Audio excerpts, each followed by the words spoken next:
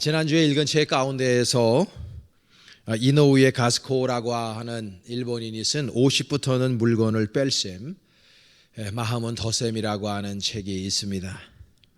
저자는 이 책에서 50세가 넘으면 뺄셈과 덧셈을 잘하며 살아야 된다고 강조합니다.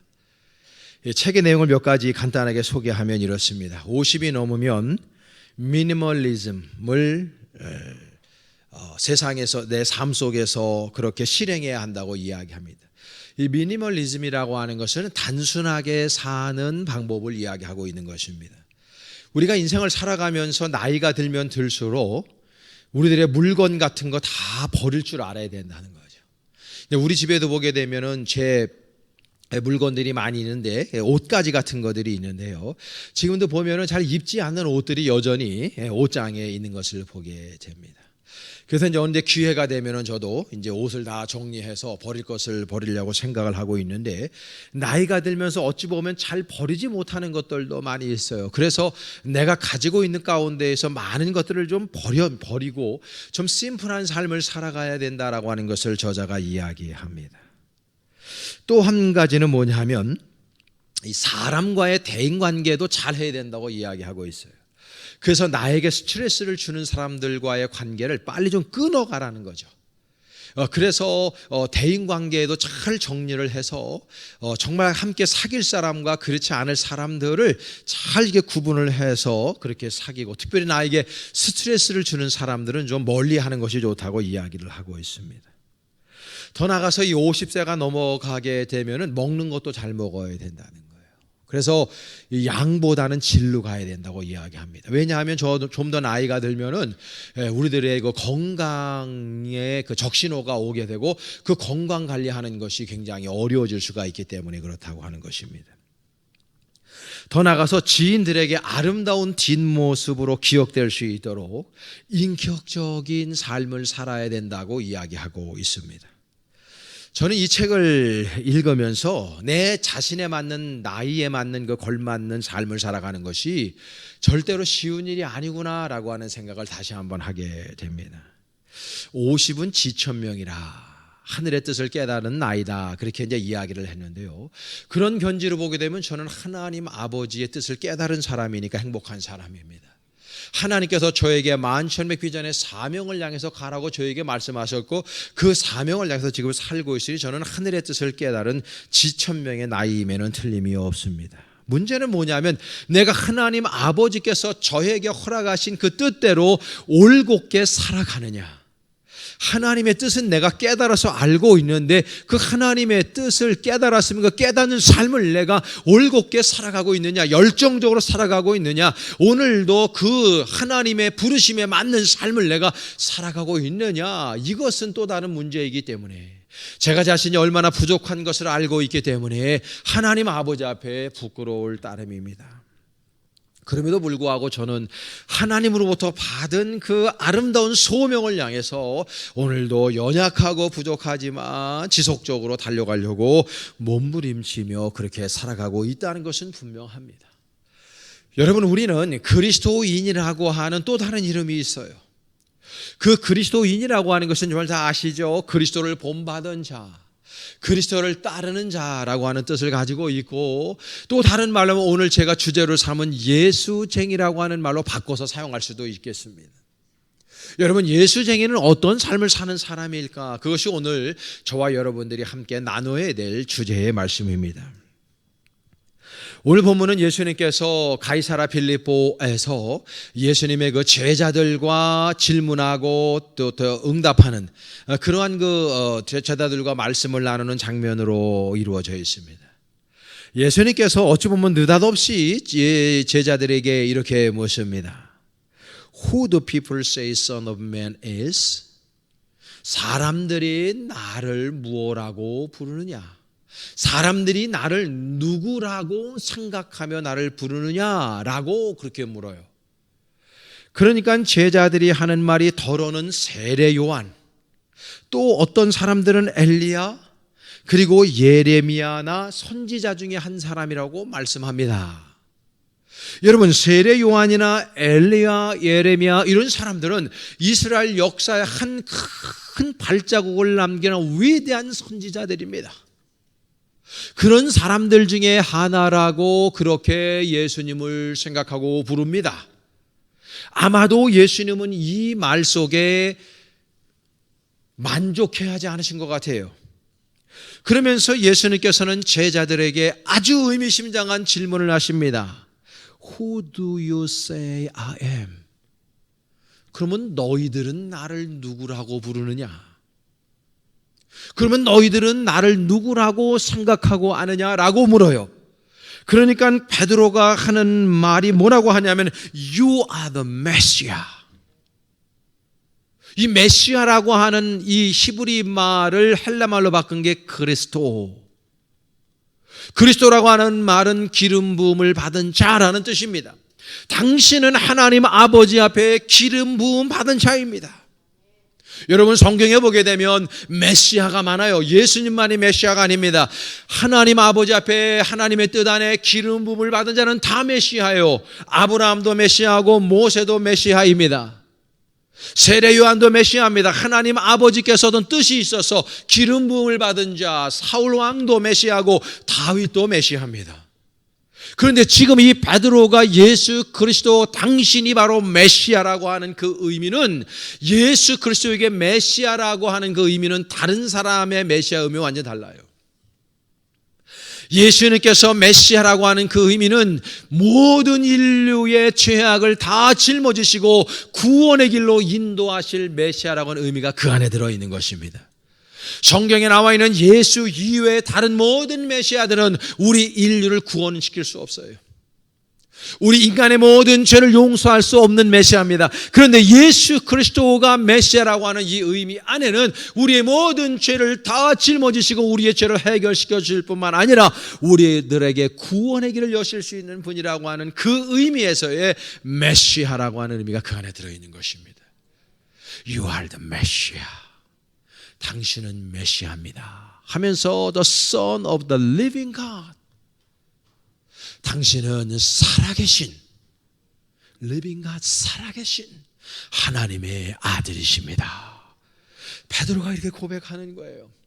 그러니까 예수님의 마음이 너무 흡족해서 베드로에게 복을 선언하십니다. 오늘 18절에 보면 이렇게 말해요. 또 내가 내게 이르노는 베드로라, 파트로스, 베드로라, 내가 이 반석 위에, 파트라 위에 교회를 세우리니, 에클레시아를 세우리니 음부의 권세가 이기지 못할 것이다.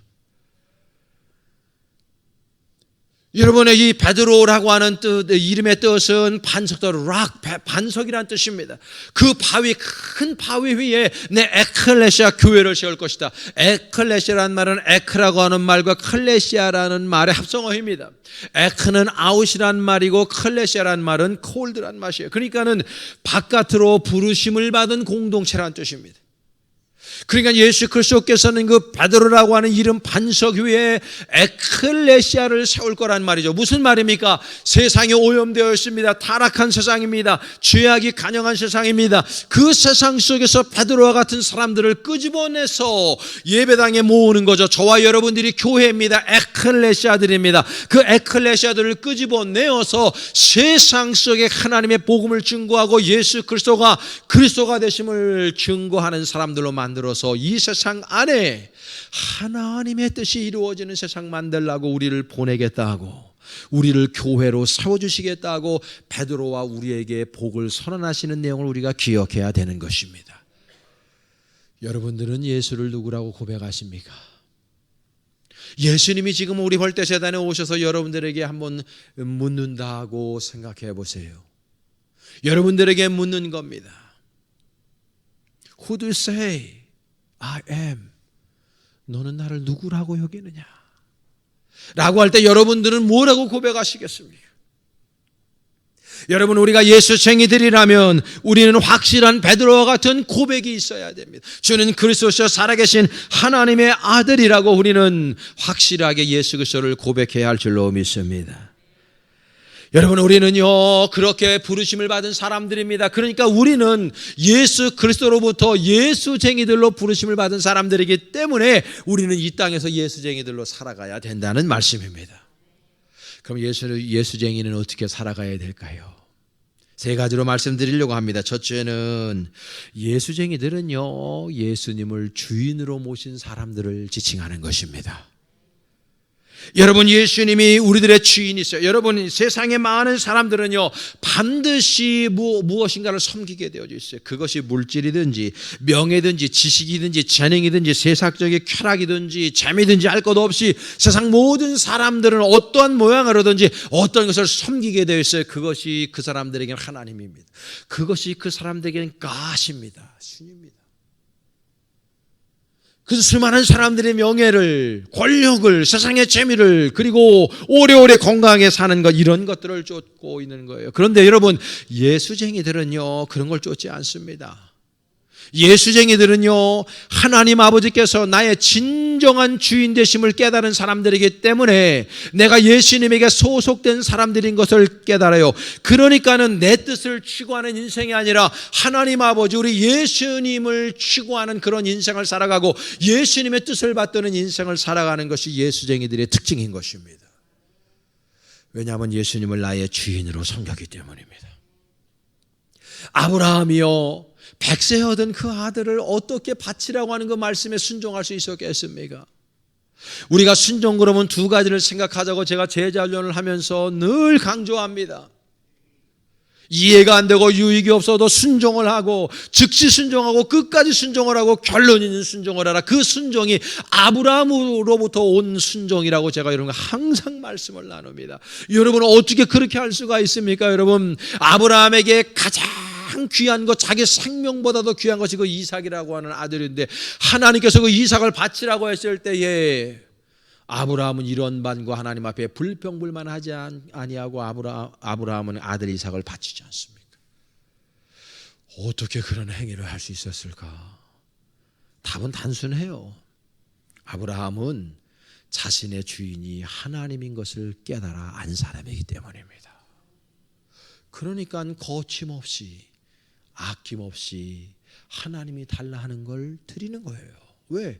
그분이 주인이니까.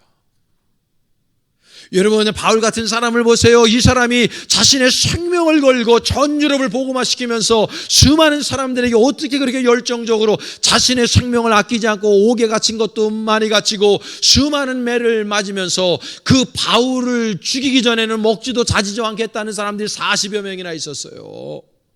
그런데도 불구하고 그는 굴하지 아니하고 주님의 복음을 증거하는 그 열정적인 사람이 어떻게 될 수 있었느냐? 답은 단순해요. 아브라함처럼. 바울은요 예수님이 자신의 주인인 것을 깨달아 안 사람인 것입니다. 여러분들은 어떻습니까? 우리는 자주 착각하며 살아갈 때가 많아요. 망각할 때 많아요. 내 인생이니까 내가 내 인생의 주인이지, 이렇게 생각하고 말이죠. 절대 그렇지 않습니다. 하나님 아버지께서 내 인생의 주인이시기 때문에 오늘 우리가 숨을 쉬는 것도, 오늘 내게 생명을 연장시켜 주신 것도, 오늘도 여러분의 발걸음을 코로나19를 뚫고 이 재단에 나오신 것도 다 하나님께서 주관하신 줄로 믿습니다. 여러분들이 가지고 있는 모든 생명력들, 풍요함들, 여러분들이 가지고 있는 모든 삶 자체가 하나님께서 부여하시지 아니하셨으면 절대로 주어지지 않았다는 것을 우리 모두가 깨달아 알아야 할 줄로 믿습니다. 하나님 우리에게 직업을 주셨고, 하나님 우리에게 능력과 은사를 주셨고, 봉사할 수 있는, 섬길 수 있는 마음을 허락해 주셨습니다. 우리가 가지고 있는 모든 것들은 주님으로부터 온 것입니다. Lordship transfer, 주권 전이가 일어나야 된다는 것이죠. 나의 주인은 내가 아니라 우리 주님이심을 깨달아 하는 사람들, 그 사람들의 삶이 바로 예수쟁이들의 삶이라는 걸 우리가 기억해야 할 줄로 믿습니다. 두 번째로는요, 예수쟁이들은요 예수님처럼 사는 사람들을 예수쟁이라고 그러는 겁니다. 제가 감명 깊게 읽은 예전에 읽은 고전입니다만, Imitatio Christi라고 하는 그리스도를 본받아, 토마스 아케피스가 쓴 책이죠.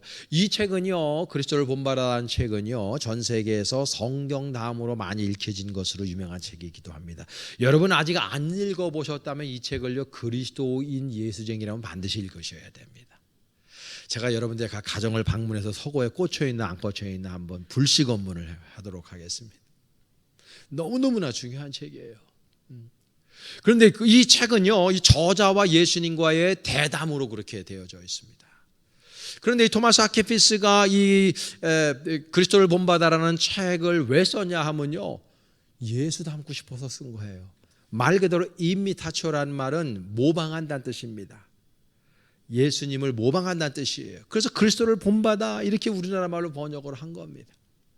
여러분, 사람을 모방한다는 건 매우 중요한 거예요. 우리 인간은 모방의 동물인데요, 예수 그리스도를 모방한다는 것처럼 귀한 게 없어요. 왜 예수님을 모방합니까? 예수님이 위대한 분이기 때문이 아닙니까, 여러분?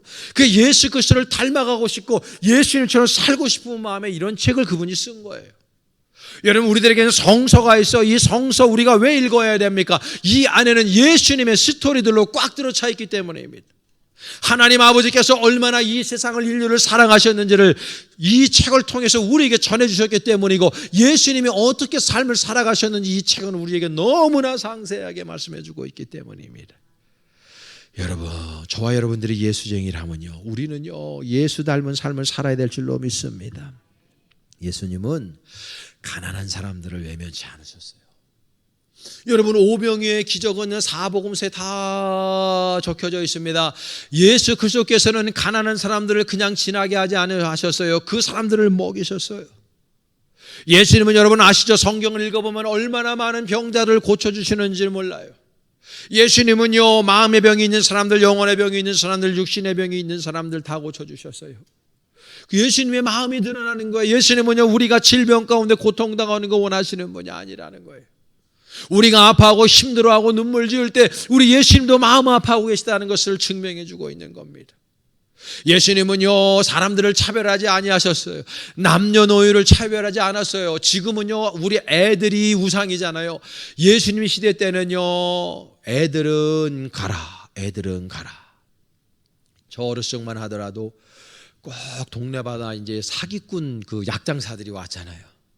애들은 가, 애들은 가 그러면서 이거 한번 먹고 전보산 때 오줌을 넣으면 전보산 때가 뚫린다고 뻥치고, 또 그 아저씨들이 막 사요. 근데 아저씨들은 창피하니까 아내들이 막 사주고 그랬어요. 그래서 애들은 가라, 애들은 가라. 여러분, 저가 초등학교 졸업할 때만 하더라도요, 짜장면 아버지가 사주셨거든요. 그때 짜장면이 최고 아닙니까? 그럼 아버지가요, 짜장면집 가가지고 짜장면 먹자 그러면요, 나 탕수육 먹고 싶은데 이런 소리 못했습니다. 아버지가 짜장면 먹자 그러면 짜장면 먹었어요. 요즘에는요, 애들이 우상이니까는 너 뭐 먹을래? 그래 애들 원하는 데 갑니다. 저는 이것이 세상이요, 잘못된 길이라고 생각합니다. 어른이 더 존중받아야 되는 세상이, 물론 애들을 존중하지 말자는 게 아니라 어른들이 존중받아야 되는 세상이 올바른 세상입니다. 그래야 이 장유유서가 제대로 서야 되는데, 지금은요, 권위가 없어요. 권위가, 위아래가 없어요. 위아래. 그리고 더군다나 애들이 더 존중받는, 애들 존중하지 말자는 소리가 아닙니다. 문제는 그때 당시에 아이들은 존중받지 못했던 시절에 예수님은 어린아이들을 자신의 무릎팍에 앉히시는 것을 즐겨하셨어요. 과부들, 세리들, 그때 다 죄인이고 그때 사회적인 약자들입니다. 무시당하는 사람들, 그 사람들을 예수님은 절대로 외면하지 아니하셨어요. 사마리아인들에게 가셔서 주님은 말씀 증거하셨고, 그네들의 질병 고치셨고, 그네들에게 복음의 메시지를 증거했던 거 우리 성경을 통해서 얼마든지 찾아볼 수가 있어요. 예수님은 그렇게 사셨어요. 그러니까 우리 예수쟁이들이 그렇게 살아야 된다는 이야기죠. 여러분, 사람 위에 사람 없고 사람 밑에 사람 없는 것입니다. 여러분, 우리가 어떤 사람을 무시하면서 갑질해서는 안 돼요. 우리는요, 대한민국 사람들은요, 갑질하는 사람들 욕하면서 자기가 갑질합니다. 자기보다 높은 사람 앞에서는 꼬랑지 확 내리고 이렇게 있다가 자기보다 낫다고 생각하고 무시해도 된다고 생각하는 사람들에게서 위압적인 태도를 취합니다. 그래서는 안 돼요. 예배당의 부자들이라고 그 사람들 우대하고, 예배당에서 가난한 사람들이라고 무시하고, 그러면 안 돼요. 그런 교회는 하나님이 계시지 않아요. 예수님이 존재하지 않아요. 여러분 옛날에 유명한 예화 있지 않습니까? 어떤 흑인이 예배당에서 주일날 그 예배당 바깥에서 울고 있어요. 지나가던 분이 묻습니다. 당신은 왜 예배당에서 드리지 않고 예배드려서 울고 있냐고. 나는 흑인인데 저 백인 교회인데 이 백인이 나를 갖다가 터부시하고 교회 못 들어오게 내가 울고 있다고 예배드리고 싶었는데, 지나가던 행인이 말하잖아요. 나도 못 들어간다. 그분이 예수님이라는 거죠. 나도 못 들어가고 있다고. 여러분, 우리는요 교회 안에서 차별을 하고 교회 안에서 누구를 무시하고 또 어떤 사람은 존중하고, 그거는 교회 아닙니다. 그거는 예수쟁이들이 할 일이 아닌 것이죠. 사랑하는 여러분, 예수님은 그렇게 살지 않았어요. 지금도 우리 주변에 보면 우리 대한민국에 잘 살아도 경제적으로 어렵게 사는 분들 굉장히 많이 있습니다. 육신적으로 힘들고 어려워서 암병 걸려서 오늘 우리 홍정희 원사님 나와 계시지만은 힘들고 어렵게 버겁게 살아가는 분들 많이 계십니다. 다 우리 가족들입니다. 주님 안에서 영적인 패밀리가 되었습니다. 한 사람이 힘들고 어렵고 아파하고 있는데 옆에서 웃고 있으면 가족 아니죠. 그게 어떻게 그리스도인이고 그게 어떻게 예수쟁이들입니까? 예수님은 그렇게 살지 않았어요. 여러분 아시죠? 예수님께서 나사로가 죽은 소식을 듣고 나사로의 집에 가셔서 그분이 우셨어요. 왜냐하면 아프니까. 예수님의 마음이 아프니까 우신 거예요. 예수님도 우셨단 말이에요. 왜 그렇습니까? 공감의 능력을 가지고 있기 때문입니다. 우리가 예수쟁이들이라면 우리도 그렇게 살아야 되는 거죠. 힘들고 어려운 사람이 있을 때 그 사람을 외면하는 건 예수쟁이들이 아닙니다. 저는 우리 볼 때 교회 모든 성도들이 주님 안에 성숙한 신앙이 되어서 다 예수쟁이로 예수님처럼 사는 역사가 있기를 간절히 원합니다. 그게 바로 예수쟁이들의 삶입니다. 마지막 하나는 예수님처럼 예수쟁이들은 기도하고 전도합니다. 예수님은요 늘 기도하셨어요. 예수님은 새벽을 깨워서 기도하셨고, 제가 10월 달에 우리 교회에 특별 새벽 기도를 선포하려고 지금 기도하고 있습니다. 특별 새벽 기도 선포하면서 100명 목표로 지금 기도하고 있습니다. 그래서 제가 100명이 안 나오면 단상에서 설교 안 하려고 그래요. 마음을 굳게 먹고. 근데 지금 이 설교를 들으면서도 마음 굳게 난 새벽 기도 안 나올 거야, 이런 분도 있을지도 몰라요.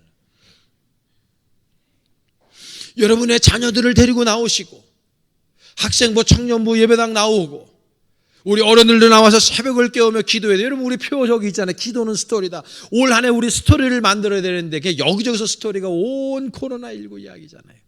그게 무슨 스토리입니까 여러분? 예수 믿음으로 말미암아 a story of healing, a story of restoration, a story of fullness, 정말 치유함의 그런 아름다운 역사가 이야기들이 생기고 부유함의 역사들이 생기고 여러분 안에 회복의 역사들, 그런 이야기들을 만들어야 될 거 아닙니까? 어떻게 만듭니까 여러분? 가만히 있으면 됩니까? 기도해야 되는 것이죠. 그래서 저는 여러분들과 함께 새벽을 깨면 10월달 한 달을 기도하려고 생각합니다. 아멘 소리가 왜 작습니까? 여러분 이 코로나19와 같이 위기 상황 속에서 우리가 기도하지 않고 어떻게 합니까 여러분? 살 수가 없는 것입니다. 이 위기 상황에 하나님이 우리 인류 향해서 확성기를 대고 지금 외치고 계신 거 안 들리십니까? 야 이놈들아 정신 차려라. 니네들이 아무리 잘난 것 같고 AR을 만들어내고 하이퍼 커넥티드 초연결의 사회를 만들어도 코로나19라고 하는 보이지도 않는 바이러스 하나 때문에 니네들 이렇게 되지 않느냐. 내 앞에 겸손해라.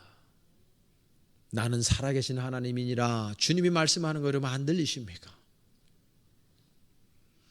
우리가 코로나19 때문에 근심하고 걱정하고 그런 것도 중요하지만 우리는 이 하나님 아버지의 이 메시지를 우리가 들어야 됩니다. 그 예수쟁이들입니다. 그 메시지를 언제 듣습니까? 우리 기도할 때 들을 수 있고 말씀 들을 때 들을 수 있고 예배할 때 들을 수 있는 줄 믿습니다. 그러니까 우리가 새벽을 깨우며 기도해야, 그래야 여러분 아름다운 영적인 스토리들을 만들어낼 거 아닙니까? 여러분 열정적으로 예수님처럼 기도할 수 있기를 간절히 축원합니다. 기도할 때 하나님의 뜻을 깨달을 수 있습니다. 기도할 때 하나님의 지혜를 얻을 수 있습니다. 기도할 때 소원을 이룰 수 있을 뿐만 아니라 기도할 때 기적이 일어나는 것입니다. 여러분, 저는 대학교 2학년 때 어느 기도원에 가서 기도하다가 중풍병자가 자신의 휠체어 어깨에 짊어지고 나가는 걸 직접적으로 목격한 적이 있습니다. 깜짝 놀랐어요. 그때요. 하나님의 역사가 일어나는데요. 하나님 아버지께서 역사하시면요, 그런 기적들은 감기 낫는 것처럼 나요. 우리들에게 감기나 암은 완전히 다른 질병이지만 하나님 앞에는 감기나 암은요 똑같은 거예요. 하나님의 능력이 발휘되면, 하나님께서 만져주시면 못 나올 병이 어디 있겠습니까? 여러분, 죽은 사람도 살리시는 분이 하나님이시고 무로부터 유를 창조하시는 분이 하나님이신데, 사랑하는 여러분, 기도해야 할 줄로 믿습니다. 또 하나는 예수님은요 전도하셨어요. 예수님이 이 땅에 오신 목적이 무엇입니까? 여러분, 예수님은 영혼권에서 오신 거예요. 온 인류의 영혼권에서 오신 거고, 그분이 왜 십자가를 지셔야만 했습니까? 왜 십자가에서 그분이 그 고통을 다 당하셔야 됐습니까? 왜 멸시당하셔야 됐습니까? 여러분, 우리 인류를 구원하시기 위해서 아닙니까? 예수님께서 이 땅에 오신 제1의 목적이 뭡니까? 영혼 구원에 있습니다. 여기에 이견이 있다면 그 사람이 이단이죠. 예수쟁이가 아닌 것입니다. 여러분, 그러므로 우리는 전도해야 되는 것이죠. 여러분 삶 속에 아직도 예수 그리스도를 모르고 방황하는 수많은 사람들이 있습니다.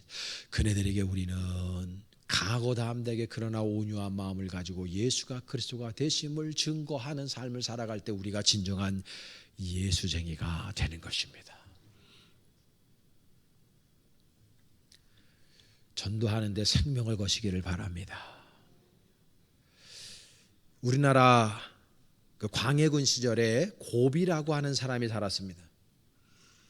이 사람이 대부호를 이룬 사람이에요.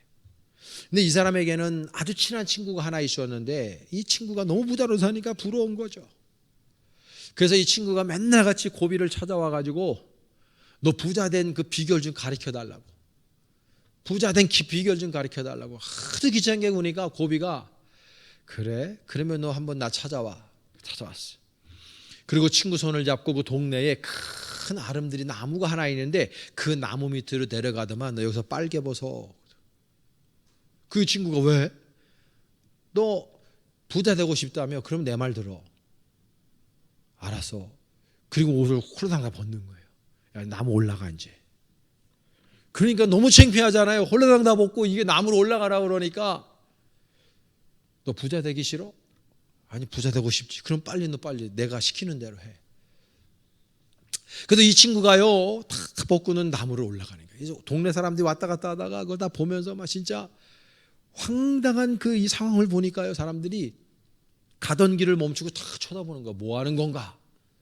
이 사람이 꼭대기에 올라갔습니다. 아슬아슬합니다. 근데 밑에 있는 고비가 그 친구한테 얘기해요. 야, 너 그 한쪽 손 놔. 뭐라고? 한쪽 손 놓으라고 임마. 그 벌벌 떨면서 그냥 한쪽 손을 놨어요. 꽉 잡고 있는 거예요. 그러니까는 고비가 밑에 또 오니, 나 마지막 손까지 놔. 그러니까는 그 위에 있던 친구가, 야 자식아, 난 그거는 못하겠다. 내가 부자 되는 것도 좋고 다 좋은데 나 진짜 살아야 된다. 나 죽는 거 싫다. 그리고는 내려왔다는 거예요. 그러면서 옷을 주섬주섬 읽으면서 우락부락 하겠죠. 막 날 죽이려고 그러느냐. 그러니까 고비가 박수를 치면서, 이제 자네는 돈 버는 비결을 배웠네. 야, 뭐가 돈 버는 비결이야? 너 지금 너 살려고 나무 꽉 잡고 있었지? 너 단돈 10원이라도 그 돈 아니면 내가 죽는다는 생각 가지고 허튼 데 쓰지 말고 돈을 움켜 잡으면 너 부자 될 수 있어. 내가 부자 된 비결이야. 고개를 끄덕여요. 근데 옷은 왜 벗으라 그랬냐? 돈 벌려면 때로는 세상 사람들의 손가락질을 당할 때가 있어. 그 수치도 감당해야만 하기에 가르쳐 준 거야. 알았다고, 고맙다고. 그리고 와서 그 친구도 그렇게 살아서 부자가 됐다는 거예요. 사랑하는 여러분, 돈을 벌려고 사람들의 수치와 멸시를 다 뒤로 하고 돈을 벌어요. 새벽별 보고 나가서 밤별 보고 들어오면서 돈을 벌어요. 생명 걸고 돈을 법니다. 사람들이 돈 그리고 살아갑니다. 그런데 여러분, 성경에 뭐라 그랬습니까? 한 영혼은 천하보다도 귀하다 그랬습니다. 그 한 생명을 구원하는 것에 돈 버는 것만큼 못한 그런 열정을 가지고 있어서 그게 무슨 예수쟁입니까? 예수님은 온 인류를 구원하기 위해서 자신의 생명을 내어주셨는데, 사랑하는 성도 여러분, 우리도 예수님을 주인으로 모신 예수쟁이들이라면 예수님처럼 기도하고 예수님처럼 전도하는 귀한 성도들이 될 수 있기를 축복합니다. 우리는 예수쟁이들입니다. 그러므로 우리는 예수님을 주인으로 섬겨야 되는 사람들이고, 예수님처럼 살아야 되는 사람들이고, 예수님처럼 기도하고 전도하는 일을 전무하는, 거기에 우리의 목숨을 걸고 생명을 걸고 살아가는 아름답고 복된 예수쟁이들로 우리 벌떼교회가 넘쳐날 수 있기를 간절히 축원합니다.